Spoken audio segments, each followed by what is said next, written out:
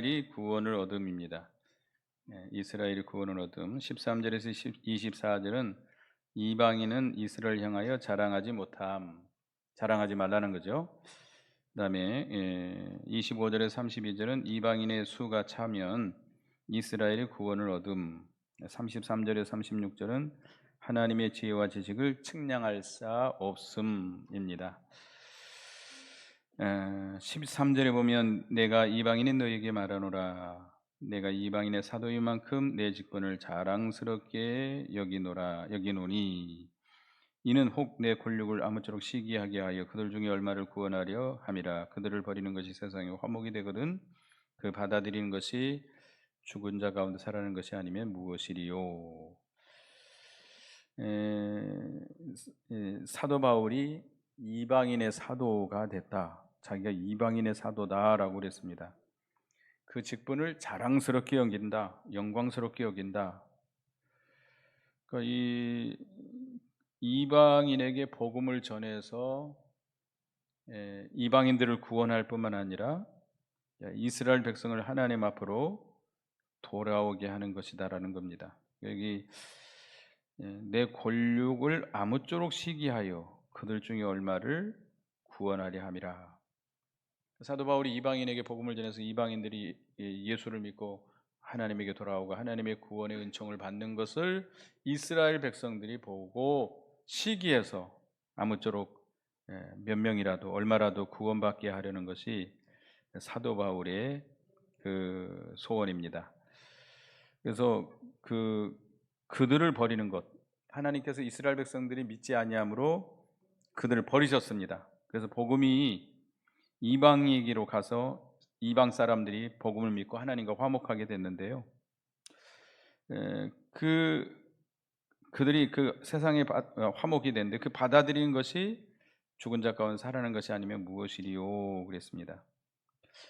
그러니까 이 이스라엘 백성들이 이제 이방인들이 예수를 믿고 하나님께 돌아오는 것을 보고 그들이 시기가 나서 하나님께 돌아오게 되는데 이스라엘 백성들이 죽은 자 가운데 살아난 아들과 같다는 거죠. 그러니까 하나님을 떠나면 죽음이에요.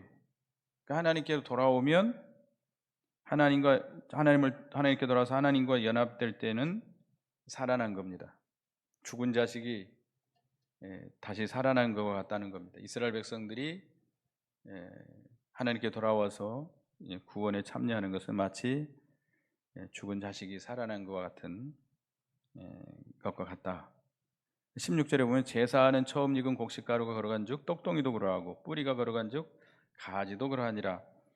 민수기 15장 20절에 있는 말씀을 인용한 건데요. 처음 익은 곡식가루, 그러니까 이스라엘 백성들이 처음 익은 곡식을 가루를 내 가지고 떡을 만들어서 하나님께 바쳤습니다. 그러니까 처음 곡식가루를 빻아서 떡을 만들어서 바친 것은 그의 모든 수확을 하나님께 바치는 것을 상징해서 드리는 거예요. 그러니까 처음 익은 곡식가루를 드렸지만 이제 올해 모든 수확을 하나님께 드립니다라는 그런 의미로 드린 겁니다. 근데 그 처음 익은 곡식가루가 거룩하기 때문에 떡덩이도 거룩하다. 처음 익은 곡식가루는 이스라엘 백성들의 이스라엘의 족장들을 가리킵니다. 아브라함과 이삭과 야곱과 그런 자들을 가리키고, 떡덩이는 이스라엘 자손을 가리킵니다. 또 뿌리도 이스라엘 조상들, 족장들을 가리키고, 가지도 이스라엘 자손들을 가리키는데, 이스라엘 백성들이 마침내 하나님께 돌아와 가지고 그리스도를 믿음으로 거룩하게 될 것을 말씀하고 있습니다. 그러니까 이스라엘 백성들이 그 조상들, 그 족장들이 하나님의 언약을 받아서 믿음으로 거룩하게 됐죠. 그 자손들도, 그 자손들 이스라엘 백성들도 이제 거룩하게 될 것이다라고 하는 그런 논리를 피고 있습니다. 그래서 이제 17절에 보면 또한 가지 얼마가 꺾였는데 돌감나무 가지 나무인 네가 그들 중에 젖붙임이 되어 참감람나무 뿌리의 진액을 함께 받은 자 되었은즉 그 가지들을 향하여 자랑하지 말라. 자랑할지라도 네가 뿌리를 보존하는 것이 아니요 뿌리가 너를 보존하는 것이니라. 참감람나무 그 가지, 참 감람나무인 이스라엘 백성이 믿지 아니함으로, 예수 그리스도를 믿지 아니함으로 꺾여 버렸어요. 꺾여서 버림받았는데, 하나님께서는 돌감람나무, 이방인들이죠. 이방인들을 불러서 예수를 믿게 한 겁니다. 그러니까 여러분들 우리 어렸을 때, 제가 이제 군대에서 휴가 나왔는데 우리 사촌 형네 집에 갔더니 수박 농사를 짓더라고요. 수박 농사를 짓는데 먼저 호박을 심어요. 호박을 이렇게 듬성듬성 쭉 심고는 호박이 어느 정도 자라면 그걸 자르고 수박 줄기를, 조그마한 줄기를 거기다가 젖을 붙이더라고요. 그래야 이 수박이 아주 병충해도 강하고 아주 잘 자란대요. 수박도 크고 이렇게 하는데, 그러니까 그 농사 짓는 방법은, 그러니까 그러니까 이게 돌감나무, 그러니까 이게 이제 그런 돌감나무에다가 참감람나무를 접붙이는 거잖아요. 이게 우리 세상 농사 짓는 방법, 다시 말하면 이게 이제 돌감나무에다가 이제 단감 있죠, 단감나무를 접붙이는 거예요. 어렸을 때 보면 한 나무에서 단감도 열리고 똘감도 열리고 이렇게 하는 사람들이 있어요. 그 농고 나와 가지고 그렇게 하시는 분들이 있더라고요. 그러니까 농사 짓는 법은 그런데, 하나님의 구원 방법은 어때요? 이게 이제 나무가 중요한 거죠. 그러니까 이 나무를, 참 감람나무 가지는 꺾여지고 돌감람나무가 거기에 접붙여 가지고 그 생명을 받아서, 공급받아서 생명의 열매를 맺히는 것이죠. 하나님은 능히 그렇게 하실 수 있습니다. 그래서 이방인 돌감람나무 가지가 참감람나무, 예수 그리스도에게 하나님 앞에 접붙임을 받아서 생명의 열매를 맺히게 됐는데, 그렇다고 해서 이방인들이 이스라엘을 향하여 자랑할 수 없다는 겁니다. 왜냐하면 그리스도의 언약은 이스라엘 조상들이 받았고 그리스도의 구원 운동은 이스라엘로부터 시작됐기 때문이다라는 것이죠. 그러니까 유대인들이 그리스도를 믿지 아니함으로 하나님께서, 하나님의 은혜에서 끊어졌어요. 그들이 끊어졌고, 이방인들은 그리스도 그 복음을 받아서 믿어서 그리스도에게 접붙임 바 되어서 그 은혜와 구원을 받게 된 것이잖아요.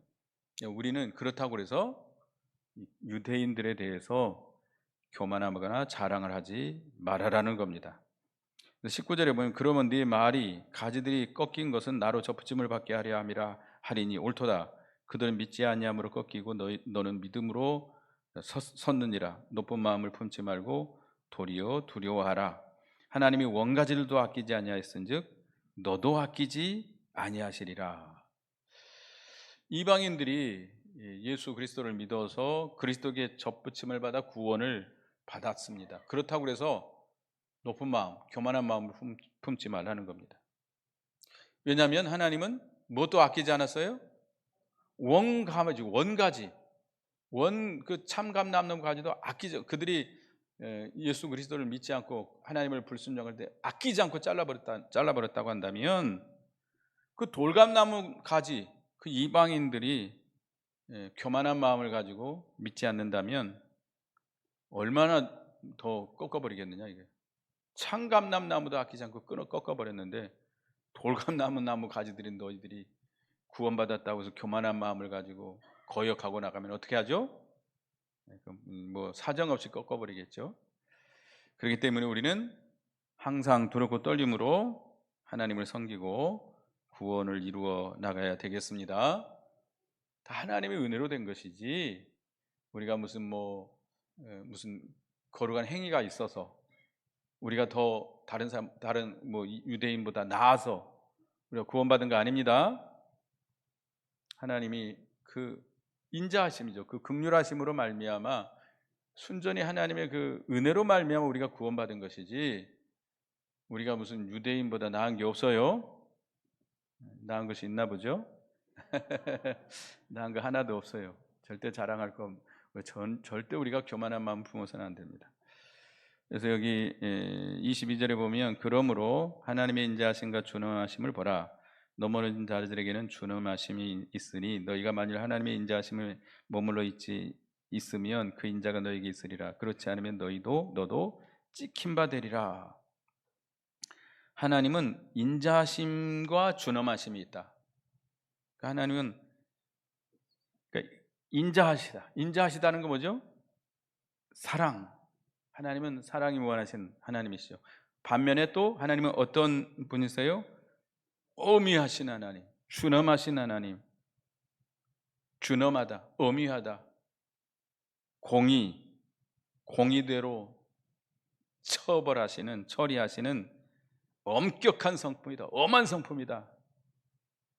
그러니까 아버지들, 우리가 이제 육신의 아버지들을 보면 우리 어렸을 때는 참 아버지들이 엄했잖아요. 지금 아버지들은 너무 여성스러워요.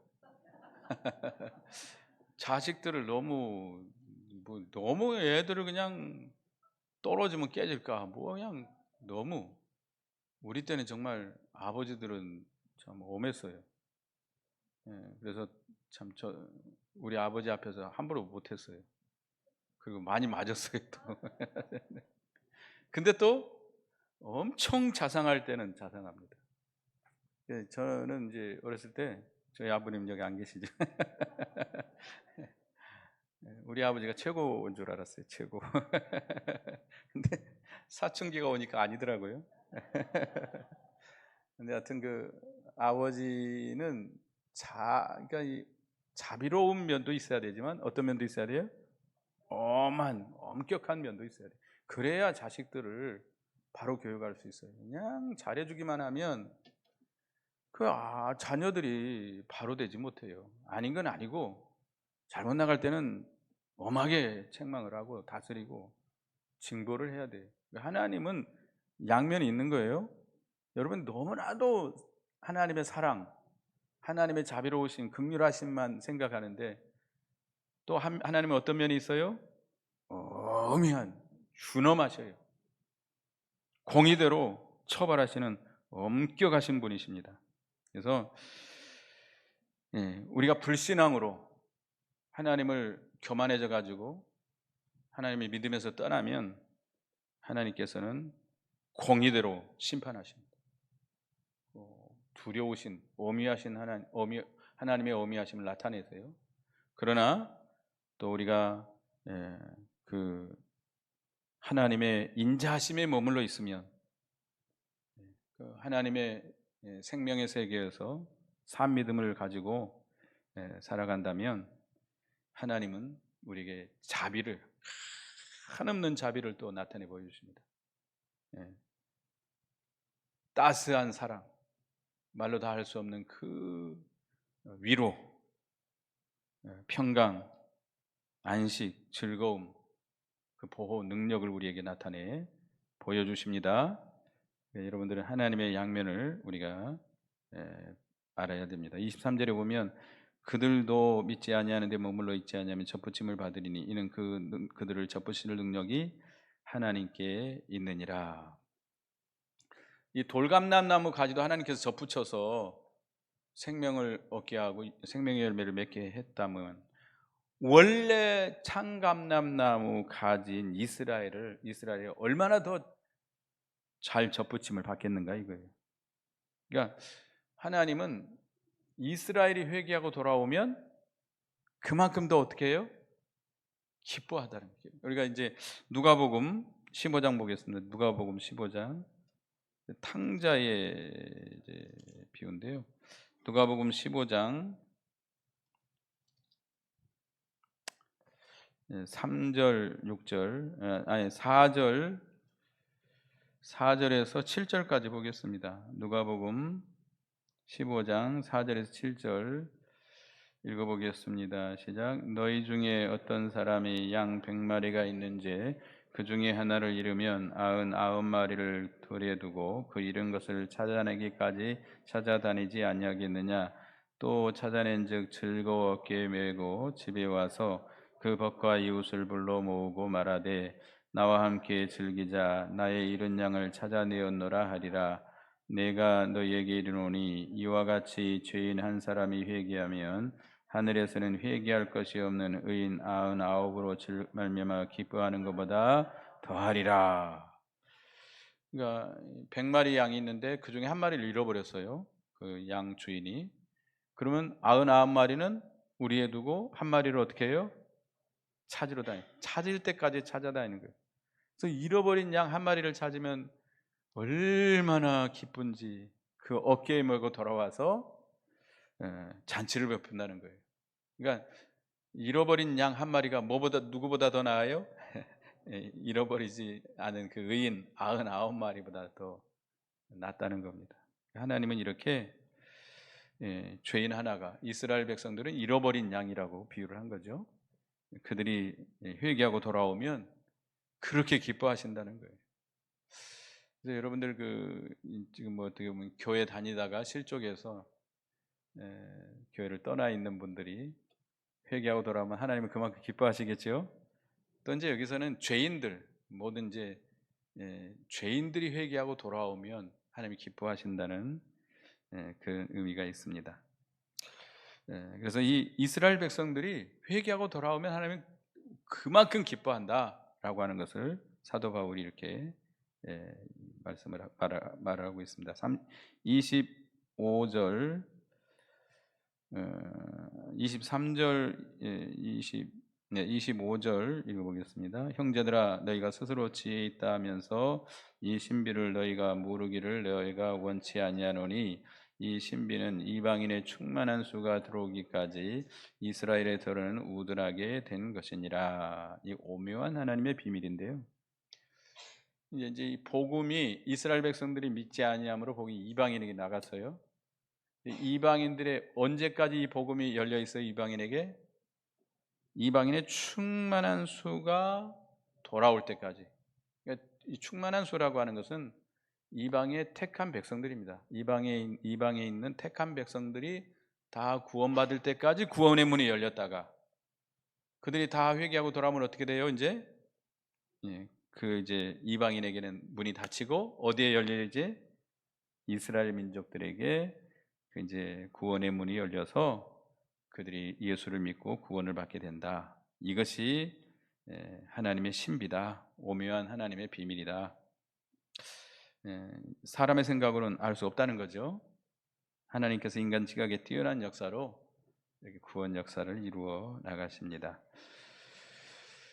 그래서 이제 26절 27절에 그리하여 온 이스라엘이 구원을 받으리라. 기록된 바 구원자가 시온에서 오사 야곱에게 아기가서 경건하지 않은 것을 돌이키시겠고 내가 그들의 죄를 없이 할 때 그들의 이루어질 내 언약이 이것이라 함과 같으니라.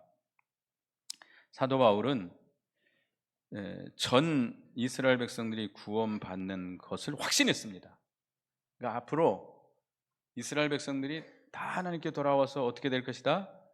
구원받게 될 것이다. 그래서 그 증거를 가지고 이사야 59장 20절에서 21절 또 27장 9절의 말씀을 인용해 가지고 이 야곱 결국 이스라엘의 경건치 않은 자들을 돌이키고 저들의 죄를 다 사하여 제하여 주시고 제하여 주겠다는 그 약속이 이루어져서 이스라엘이 구원받게 될 것이다 라고 확신을 가지고 말했습니다. 지금 이스라엘 백성들, 유대인들이죠. 이스라엘 백성들이 그러니까 아브라함 때부터 예수님 시대까지는 그 복음이 어디에 열려 있었어요? 이스라엘 민족에게 열려 있었죠. 물론 그 당시 소수의 이방인들도 구원에 참여했습니다만은 지극히 소수죠. 그러니까 문이 유대인 이스라엘 백성들에게 열려 있었는데 예수님 시대로부터 이제 그 문이 닫히고 어디로 열렸어요? 이방인에게 열렸어요. 그래서 이스라엘 백성들이 하나님을 믿지 않고 거역하고 그리스도를 십자가에 못 박는 그런 악한 죄를 저질렀기 때문에 그 이스라엘 나라 자체가 망했죠. 망해서 뿔뿔이 흩어져서 전 세계에 흩어져. 동양에는 그렇게 유태인들이 많지 않습니다. 중국에는 아마 유태인들이 있는 것 같은데 우리나라에는 유태인들이 없는 것 같아요. 제가 카자흐스탄에 선교할 때 보면 거기 유태인들이 참 많더라고요. 백인들 사는 곳, 그냥 유태인들이 참 많아요. 그래서 자기들끼리 이렇게 회당을 만들어 놓고 그 토요일 안식일마다 지금도 모여서 그 하나님을 섬깁니다. 그 사람들은. 근데 이제 2000년 동안, 약 2000년 동안 그렇게 문이 이방인에게 열렸다가 이제 마지막 세상 끝날이 되면 이 기독교가 타락합니다. 이방에 있는 기독교가 타락해요. 타락하고 있습니까? 우리 동생 호주에서 잠깐 어머니 때문에 나왔다가 이제 들어갔는데, 호주 교회들이 너무나 잘 지어 있대요. 거긴 진짜 막 대리석으로 막 이렇게, 옛날에는 그렇게 교인들이 많았대요. 그런데 지금은 노인들만 한 2, 30명 이렇게 앉아 있대요. 그 큰 예배당에. 그래가지고 그 예배당을 이제 호주 그 백인들은 너무 이제 교인들이 없다 보니까 사용할 수 없으니까 이제 이렇게 우리 한국, 필리핀, 중국 이런 교민 교인 그들한테 이제 빌려줘요. 돈을 받고 빌려줘요. 그러니까 이제 그 젊은 애들은 그 백인들은 예수 안 믿는, 그러니까 말로는 예수 믿는다 그런데요. 예수 믿는다 그러는데 교회 안 다녀요. 신앙생활 안 해요. 뭐 호주뿐만 아니라 지금 뭐 유럽은 더 심하고요. 유럽은 더 심하고 미국은 점점점 그렇게 돼가고 있고, 지금 우리나라는 안 그럴까요? 우리나라도 마찬가지입니다. 여러분도 아시겠지만 교회 안에 60세 이상이 훨씬 더 많습니다. 60세 이하보다. 청년부, 주일학교, 중고등부가 거의 없는, 찾아보기 어렵죠. 우리 권사님이 우리 교회 오셨을 때 주일학생들이 100명 됐대요. 100명. 지금은 10명 정도도 안 되는 이런 실정인데 참 안타깝죠.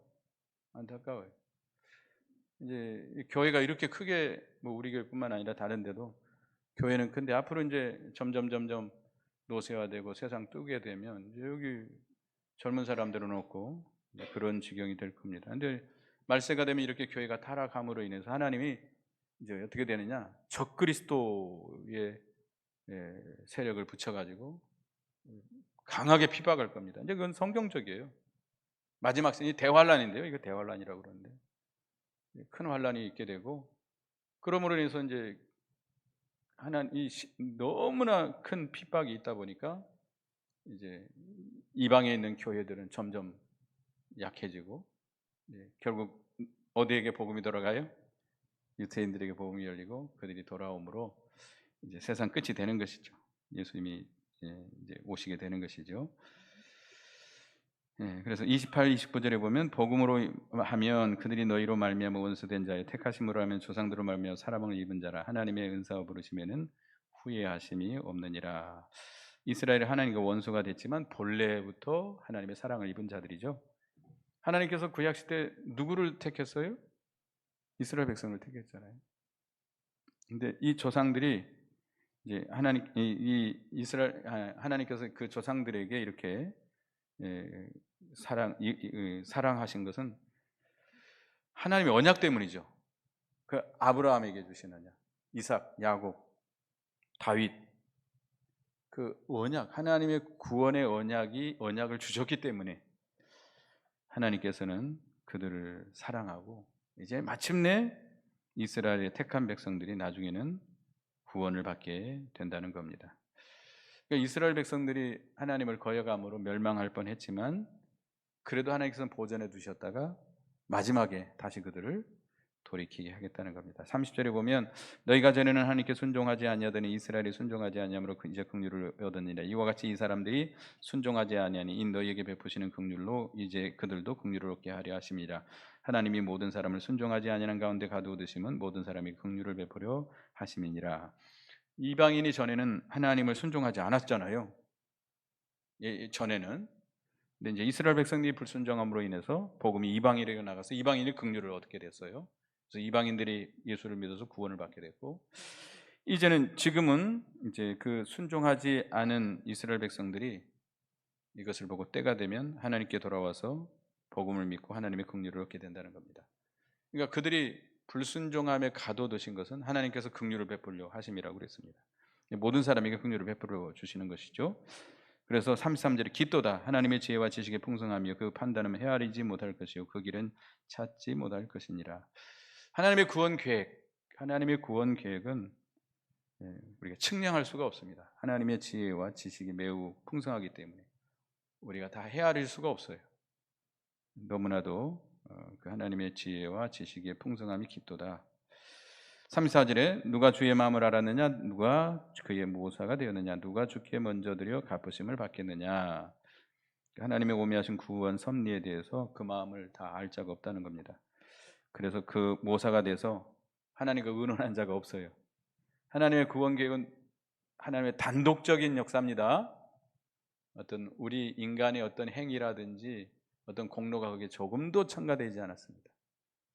누구도 그 하나님의 구원 계획에 상의한 적이 없어요. 하나님 물어본 적이 없어요. 오직 하나님이 원하시는 대로 그 오묘하신 구원을 계획하시고 섭리하시고 이루어 나가신다는 겁니다. 그래서 이제 36절 다 같이 읽어보겠습니다. 36절 다 같이 읽어보겠습니다. 이는 만물이 주에게서 나오고 주께로 말미암아 주께로 돌아갑니다. 그에게 영광이 세세 있을지어다. 아멘. 35절에 있는 말씀 누가 먼저 드려서 갚으심을 받겠느냐. 그러니까 사람이 하나님께 무엇을 드려서 또는 무엇을 공로를 세워서 거기에 보상으로 구원에 참여한 게 아닙니다. 우리가 무슨 하나님께 여러분들 구원받을 때 돈 줬어요? 아니면 어떤 뭐 의를 행했어요? 조금도 하나님의 구원 계획 거기에 여러분들은 그 조금도 가담한 적이 없어요. 순전히 하나님이 기뻐하시는 뜻대로 긍휼을 베풀어서 구원을 계획하시고 섭리하시고 이루어 나가시는 것입니다. 사람의 공로나 의견은 전혀 거기에 참고되지 않았습니다. 그래서 만물이 그에게서 나오고 모든 우주 만물이 하나님께서 창조했다는 거죠. 또 그 주로 말미암고 모든 것이 하나님의 뜻과 계획에 유지되고 하나님의 통치와 섭리 아래 있다는 겁니다. 모든 것은 다 하나님께서 섭리하시고 주관하시고 통치하신다. 그리고 결국은 다 누구에게로 돌아가요? 하나님께로 돌아간다. 모든 창조물의 궁극적인 목적, 종말이 최종적으로 하나님께 있다. 그래서 이스라엘과 이방인들의 구원 하나님이 계획하셨고 하나님이 성취해 나가시고 하나님께서 완성하신다. 그렇기 때문에 결국 모든 영광을 누구에게만 돌려야 돼요? 하나님께만 세세토록 돌려야 되겠습니다. 그래서 결국 이 사도 바울이 여기서 이제 지금 일시적으로 구원의 문이 이방인에게 열려 있습니다. 그렇다고 해서 우리가 돌감나무 가지가 참감나무 가지인 이스라엘 백성들이 믿지 않으므로 꺾이우고 우리가 거기 접붙임을 받아가지고 구원에 참여했다고 그래서 우리가 절대 교만한 마음을 품어서는 안 됩니다. 원감람나무 가지도 아끼지 않고 꺾어버렸는데 우리가 접붙임을 받은 돌감나무가 거기 간다면 얼마 더 어미하시게 잘라버리겠죠. 그래서 하나님은 하여튼 여기 이제 한마디로 말하면 사도 바울이 쭉 이렇게 길게 말하고 있지만 결국 이제 누구도 구원받는다? 이스라엘 백성도 구원받는다.